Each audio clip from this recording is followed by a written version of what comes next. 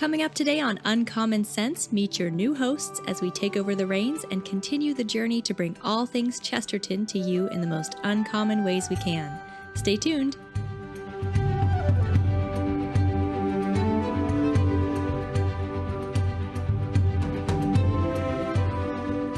Thanks so much for joining us on Uncommon Sense. I'm your new co-host, Grettelyn Darkey, and I'm here with Albert Saenz.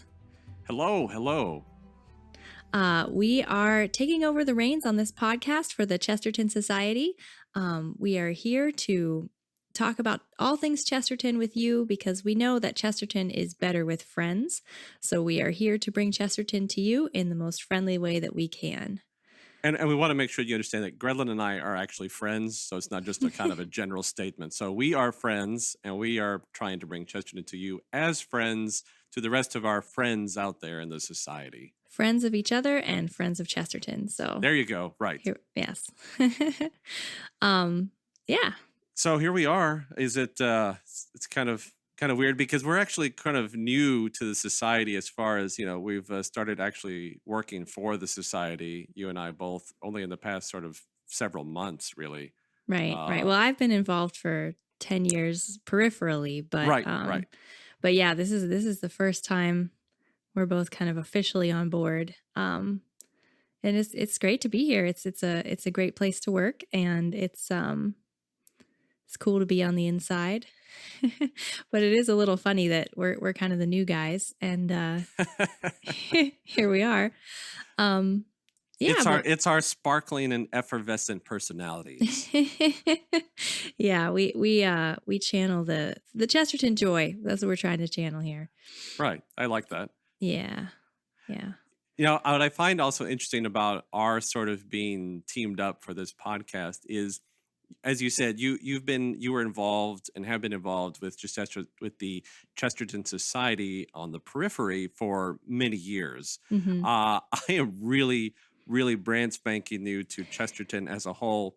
My previous experience with Chesterton was actually listening to you mention Chesterton quotes, and that was like all the time. Yeah. Right, like all the time. So I'm sort of coming at this from the perspective of the layman who doesn't really know a lot about Chesterton, but really enjoys Chesterton. So, and you're kind of the local expert. I would say I'm the amateur, because I feel like I look like the expert everywhere except in the Chesterton Society, and then I'm like suddenly the run of the mill. So, well, you have fooled me. You have fooled me over the years into thinking that you were an expert. So we'll hopefully continue that. And I will come and learn along the way. Great. Well, perfect. Then that's just right. So if you're new to Chesterton, if you've been listening or reading Chesterton for a long time, this is the place for you. We can relate to you on every level. So don't feel intimidated. I think Chesterton intimidates some people, not because he's not approachable to read, but because he was so intelligent, and a lot of his work is dense. I've heard it described as like really rich chocolate cake. So you can take like one bite and then you have to stop. Which is so maybe we want to say that Chesterton is better enjoyed with a tall glass of milk. Yeah. I'm sure. Although I'm sure he would probably say, a beer or something. A cigar. A cigar. So today we're going to talk about our favorite Chesterton quotes and why we like them and why they speak to us. If you would like to share your favorite quotes with us, we'd love to hear them. You can email us at uncommonsense@chesterton.org. So Albert, what's your favorite Chesterton quote? Okay. I'm going to be real honest. First off, since I am like new to the world of Chesterton, I'm still growing in my love and affection for the man. I had to come up with my first favorite quotes. So after going through many, many quotes over the past several days, I have sort of come down to this list here. So I want to make sure everyone it's not a lifelong quotes that I've had. I mean, my disclaimer is that I had to narrow it down to a couple. So these are among my favorite quotes, but I think anyone who reads Chesterton will understand. All right, so I'm going to start with a quote that's more of the sort of tender, loving sort of quote from Chesterton, because a lot of his quotes are, fairly intense and sort of beat you over the head. Um, so this one comes from The Defense of Baby Worship, Mm. an essay that he wrote. So it's a little bit longer, but I love it. And then we'll open it up a little bit. He said, I doubt if anyone of any tenderness or imagination can see the hand of a child and not be a little frightened of it. It is awful to think of the essential human energy moving so tiny a thing. It is like imagining that human nature could live in the wing of a butterfly or the leaf of a tree. When we look upon lives so human and yet so small, we feel the same kind of obligation to these creatures that God might feel. End quote. Mm. When I found that, and actually I found that, I guess, about a month or two ago, I was just so floored by it, because look at how he took the creation of human life in its smallest form and made it the most amazing thing Mm. ever, you know? Yeah, I'm full of warm fuzzies. Albert has young children. I have a 7-month-old baby, so much. I'm relating to this so much too. Yeah, Grettelyn and I both have a thing about small kids. Mm. We like them. But I mean, my own children amaze me when I see what they can accomplish, right? Like I look at them and I watch them, like, wow, look at what you're doing. Like our smallest, she is she has started to stand, and she's reaching and she's grabbing, like she's just growing. And like I'll lay on the floor and she'll sort of stand up, and I'm like, look at you, look at what you're doing, look at what you're accomplishing. It's such a small size. Yeah, we make a big deal to celebrate everything that our youngest does, and our 4-year-old has started to chime in. So if we try to let her do things on her own, and he's my 4-year-old's at the point now where he's so on board that he'll stop us. He'll be like, "Don't touch her, let her do it on her own." Um, but it's funny because she just got the pincer movement, and she'll pick something up and she'll hold it, and you can see in her eyes she's astounded by it. And yeah, it's such an amazing thing that she's a whole person. And that quote I think captures that beautifully. This is a whole person, but it's so tiny. And it's so well encapsulated in this little ball of fat. It's great. But you look at it from Chesterton's perspective, right? And he says, "How can you not be a little frightened of it? It's Mm. awful to think of the essential human energy." And he doesn't mean any sort of negativity towards the miracle of children, but he's trying to put it in such terms that you understand, like, this is like nothing you've ever seen before. This is like Mhm. nothing that you can experience anywhere else in the world and the universe, as this creation of life. And you read this quote, and I'm wondering, how can we not appreciate the creation of life? How can we not admire this miracle that's life? And to boot, like the fact that this came from like inside of someone else. Like I Mhm. look at my wife sometimes and I'm astonished at my wife, and I'm like, you grew these children inside of you. And I'm like, it's just amazing. So, I mean, really, we should all look at babies as this just undescribable sort of force. Yeah, and you feel that as a woman, who's carried children, I definitely have felt that sort of fear, in the moment of birth, certainly, but even afterwards, you look at your kid and you're thinking, "How did I do that?" And essentially, you didn't do that, and that's how you did it. Right. um, God. God, but it's just a crazy, and sometimes I literally look at them and I think, I have to have a license to drive a car, but I just had this baby. And it's a beautiful freedom that God has given us, that everyone can experience this amazing thing of being a parent, of or not being a parent, and being able to experience children. As we know, Chesterton and Gilbert and Francis did not have children of their own. Um, and yet, from that quote, it's pretty obvious that spiritual fatherhood was a big part of GK's life. So, Most definitely.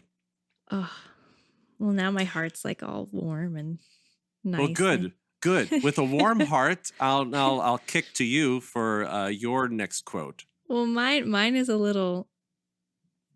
I was thinking to myself, I want to talk about this quote because it's not a warm fuzzy, but it's one that I feel strongly about, but I also feel like is sometimes misused.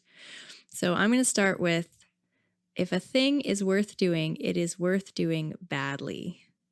Um, I like and that quote. yes, I think a lot of people like it, and I think some people think that they like it because it's an excuse to not do something well. But Mm-hmm. I Mm-hmm. think that is incorrect. I think it's actually just an expression of Chesterton's fundamental aversion to perfectionism. And it's a lot of people have come out in our world today to say that perfectionism is kind of it's the enemy of joy. It's the enemy of even progress. Like if you're trying to get something done and you're too perfectionistic about it, it's not even going to happen. Um, and I'm not trying to like put anybody down for perfectionist tendencies. I just think that there is kind of a point where you kind of have to let it go. And Chesterton, as a creative person, I think would have really understood this because I don't know. I'm a writer, and I'm also a singer. And there's definitely a point where you have to say it's good enough, Sure. and then let it out into the world. And similarly, I think the other side of this quote too is that it's so important to try, and I think perfectionism it can stop people from even trying. So you have to think to yourself, if it's worth doing at all, I can try and do it badly, and then I can try again and maybe do it badly again and maybe do it better the next time. Who knows? But yeah. I interpret it also, and of course, we're speculating what Chesterton fully meant by it, but I think it also means just get up and do it. Also, like if it's worth doing, just do it, Right. or else you'll never accomplish it. I mean, we look at Chesterton, right? Chesterton was prolific in his writings, poems, novels, books, essays. I mean, I forgot what the number is that Dale mentioned once, like the millions of words that he wrote over his lifetime. Like, and is it all perfect? Probably not. But he just did it. He Mm. just wrote because he wanted to write. He Mm-hmm. had thoughts he wanted to get out to share with the world, Mm-hmm. regardless of what anyone really thought of it. Right. So if there's something you want to do it, and try not to be so concerned that you said that it won't be perfect, but at least you'll be actually doing it, because so many of us, I think, are caught in a sort of apathy, like, nah, I want to do this, but I just I just can't. I just not Right. today. Tomorrow. Well, why We're our not own today? worst. Right. We're our own worst enemies. Yeah. We're literally turning our dreams into nothing before we even try, and that's just a shame. Yeah, So so definitely, if it's worth doing, do it badly. Not with the intention of trying to do it badly, with the intention of doing it. Just the mm-hmm. flat intention of get out there and do it because it's worth it, because Mm-hmm. it's valuable, because it's a good thing. And I can promise you, even the so you hear about, kids who pick up a tennis racket and everyone's like, wow, that kid needs to be in the Olympics. But I can guarantee you they did not pick up that tennis racket and were immediately perfect. So even the person with some kind of amazing innate skill, the artist doesn't start by drawing a perfect face. They start by drawing a stick figure. So the idea, I love that. It's the idea that you just start and you just do it. I heard a streamer one time, and he said he was very successful. I'm always kind of interested in people who find ways to make a living in sort of an offbeat kind of way. And someone said, how did you do this? How did you make this your life? And he said, well, I tend to think about everything that I do as making me better for the next thing that I'm going to do. So that was kind of an interesting attitude too, thinking, okay, well, this is not my magnum opus. Maybe this is the thing that's going to help me get there. And instead of, it's we're practicing Catholics, right? We're not, we're Right, just right. practicing. So like everything we do should be just practicing. We're practicing. We'll get there someday. Maybe we won't, ultimately, hopefully we're practicing for heaven. But the idea is we try and we keep practicing. Right. I mean, and to kind of close up on the statement, right? Like, I appreciate you mentioned that we're practicing Catholics. I mean, you look at some of the saints, right? I mean, they knew that God was worth pursuing. They Mm-hmm. knew that they had an end goal. But were many of the saints perfect? No. Some of the saints were very far from perfect. And so they were, you know, they were doing badly, but they kept going and they kept moving forward. And now we call them saints. Mm-hmm. I think we want to sometimes look at the saints and idealize them as they were perfect all of their life. They had no problems. It's like, oh, okay. There were some saints that were, they were born for the Eucharist, like some of the young, saints that all they wanted was the Eucharist from the time they were born. And, okay, I give that. But a lot of the saints, they had their own struggles and they had their own falls, but they made it because they kept trying. Mm-hmm. Yes. Yes, that's beautiful. And I think that idea that you have to have perfection to be a saint. I don't know, like you should strive to be perfect as your heavenly Father is perfect, right? But that's a heavenly perfection. That's trying to be as good as you can be. Mm-hmm. Right. Yeah, but again, the key word is trying. So we're all trying. We're all practicing. Cool. Is it my turn again? Yeah, go for it. Oh, super. Okay, so my next quote comes from a collection of biographies that Chesterton wrote, and this particular one was on Queen Victoria. And he said, "We are learning to do a great many clever things. The next great task will be to learn not to do them." And I look at society today and I'm like, there are so many things we should have never learned how to do. Uh, and we continue to move forward at a very sort of epic pace of continuing to do things we should not be doing. And, it comes to mind for any movie fans out there, if you remember the original Jurassic Park and Jeff Goldblum's character, Dr. Malcolm, is his name. He's talking to the owner and he's saying, "So what do y'all think about it?" And he says, "Yeah, but your scientists were so preoccupied with whether or not they could that they didn't stop to think if they should." Yeah. Yeah. So we Mm-hmm. get so ahead of ourselves, like, this is amazing. We're going to do this. It's going to be great. It's like, yeah, but should you even be doing this? And I can almost unequivocally say that there are a lot of things today we should not be doing. Amen. Amen. I have this theory that frankly I think drives my husband crazy, but that there could have been the kind of technology that we have much earlier in human civilization, but there was more of a thinking about should. Um I think that might drive a lot of people crazy, but the idea is that the people of the past were as smart as we are, as good at things as we are. I mean, they made Notre Dame without any of the equipment that we have today. Uh, but they didn't choose to go to the moon.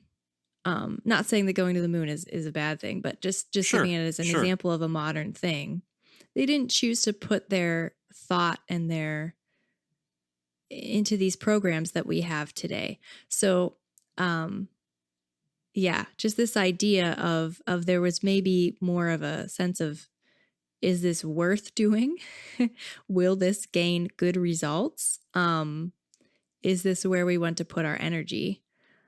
Is a question that is not often asked. And if you're at all of a technology nerd and you follow AI, there's a lot of scary things that may or may not be coming down the pipeline. And I think a lot of it is because nobody has said, should we try to develop computers that can think for themselves? It's more just a question of, let's do this because we can.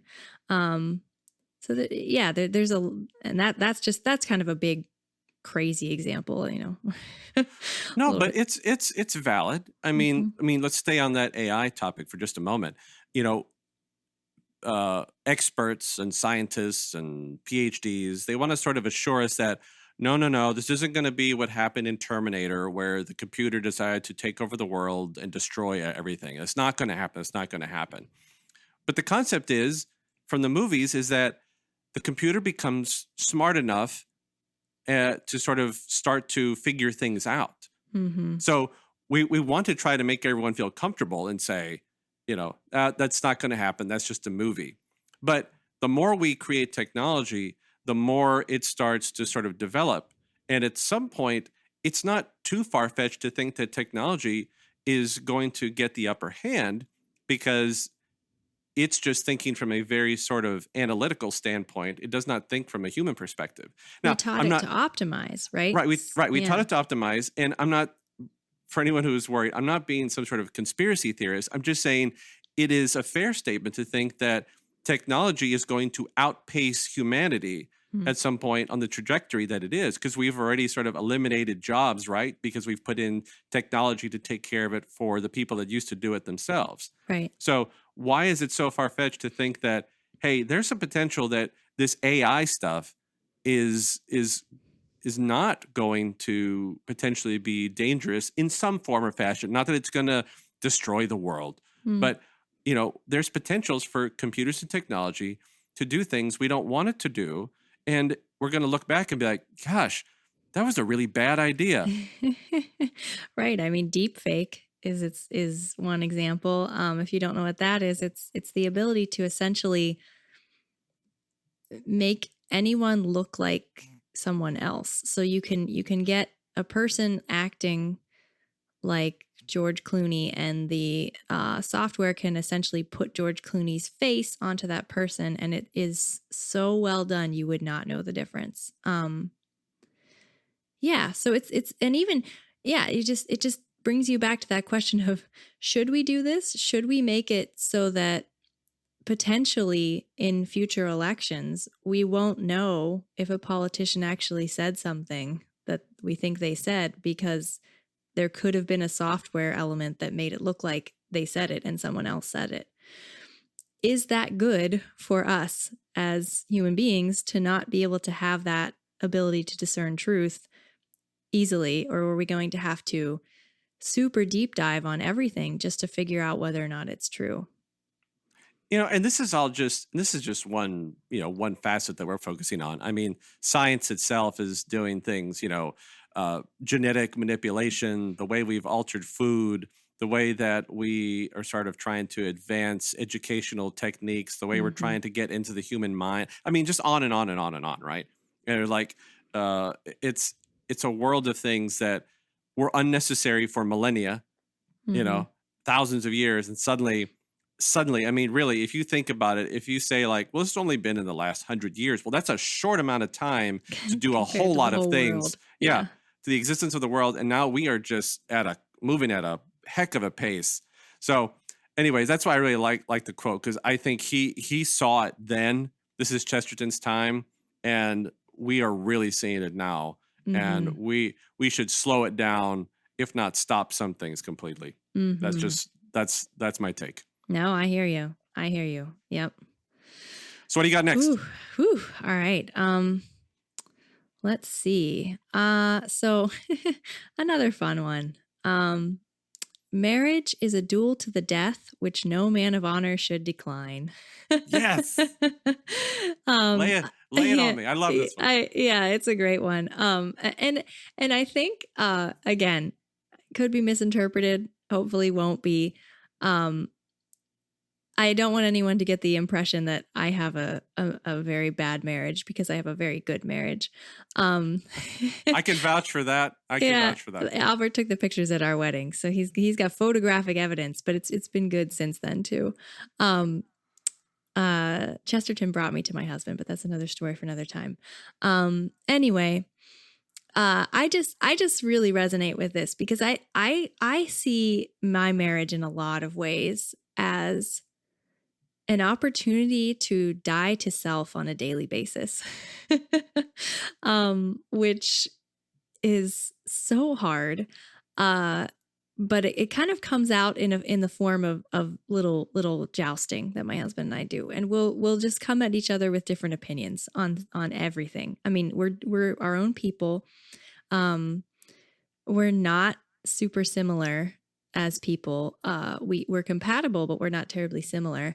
And we have very different ways of approaching the world. I'm creative, he's analytical. So we just every day have something to say to each other about something as simple as the dishes.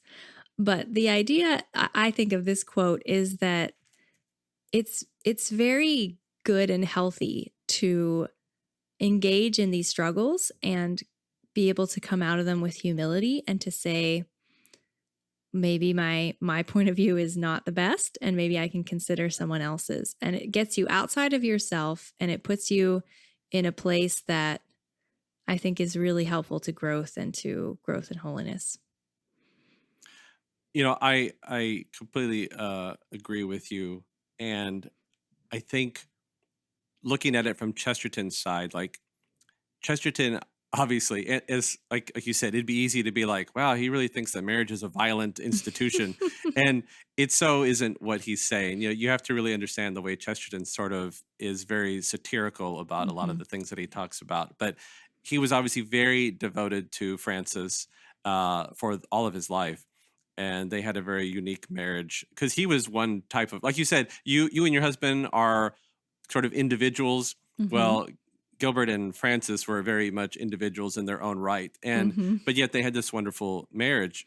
And I think what I like about it is that one point he says it's a duel to the death, and not that you're trying to kill each other, but it's for life. It's Yes. it's to the death of your earthly life. Like Yes. you do this with this person for every day from that point of taking your vows to the very end, and it is an honor. It is an adventure. It Mm. is exciting.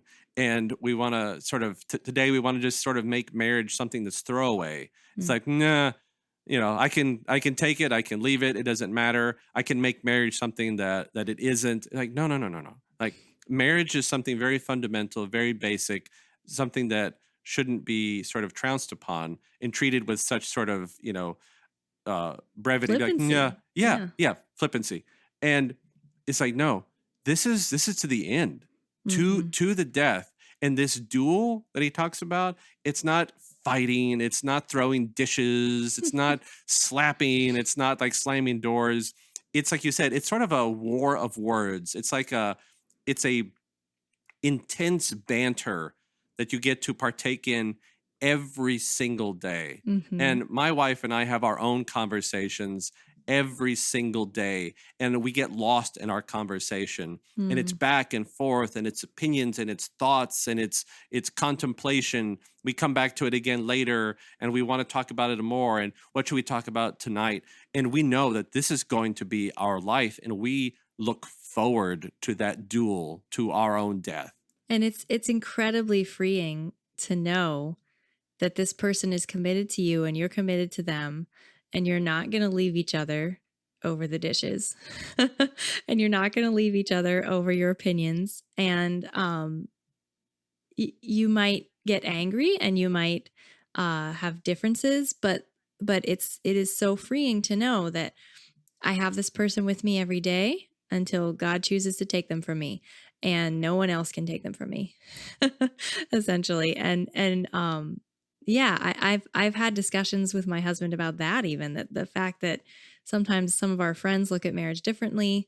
They just don't take it as seriously. They might want to get out of it someday, and we say, that's got to be so bad for your sense of self-worth and security, and it must be so nice. It's so nice to know that this is my husband for the rest of my life, and I'm his wife, and we've taken each other for better or worse, and we are free to have any discussions we want to have because we're not worried about hurting each other. And well, we try to be nice to each other, but we're not worried Of course. about driving each other away, I should say, by an opinion. And it's an adventure. You get to explore someone else's mind in a way that you can't with almost anybody else.